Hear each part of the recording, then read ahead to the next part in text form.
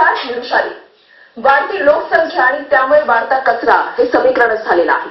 Dumping ग्राउंडची क्षमता ही अनेक ठिकाणी संपत चालली आहे. त्यामुळे कचऱ्याची विल्हेवाट कशी लावायची हा प्रश्न वाचून उभा या समस्येतून मुक्त होऊ शकतात. आणि यावरच आहे आमचा आजचा विशेष कार्यक्रम, ज्याचं नाव आहे कचरा मुक्ती.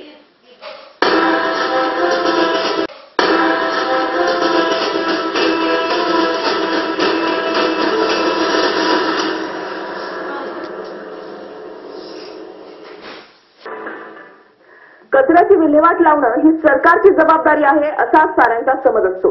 पण नाशिकचे संदीप चव्हाण याला अपवाद आहेत. त्यांनी घरातल्या कचऱ्याची विल्हेवाट तर लावलीच, शिवाय त्याचा चांगला उपयोगही केला.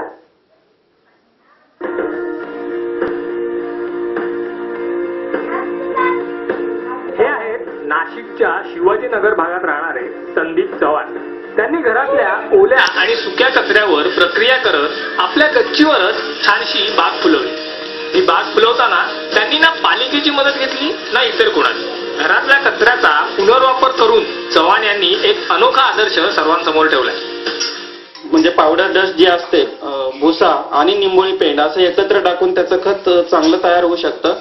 दुसरं असं की एखाद्या ड्रम मध्ये आपण सुका पालापाचोळा टाकून सुद्धा छानपैकी त्याचं आपल्याला खत तयार होऊ शकतं. असं वेगवेगळ्या पद्धतीने करावं, ज्यांना जसं शक्य आहे तसं करावं. आम्ही अशा खूप साऱ्या पद्धती विकसित केलेल्या आहेत की जे कचरा, घरचा कचरा घरीच कसं विघटन होईल, त्याच्यातून कशा पद्धतीने आपल्याला खत तयार मिळू शकतं, ह्या सगळ्या पद्धती विकसित करा. आणि खूप सोप्या पद्धती आहेत त्या.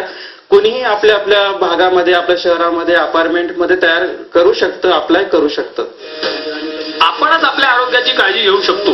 तसंच कोणतेही जास्तीचे कष्ट न करता कचऱ्याची विल्हेवाटही सहज लावू शकतो, हे संदीप चव्हाण यांनी दाखवून दिले. अभय कुमार देशमुख, मी मराठी न्यूज, नाशिक.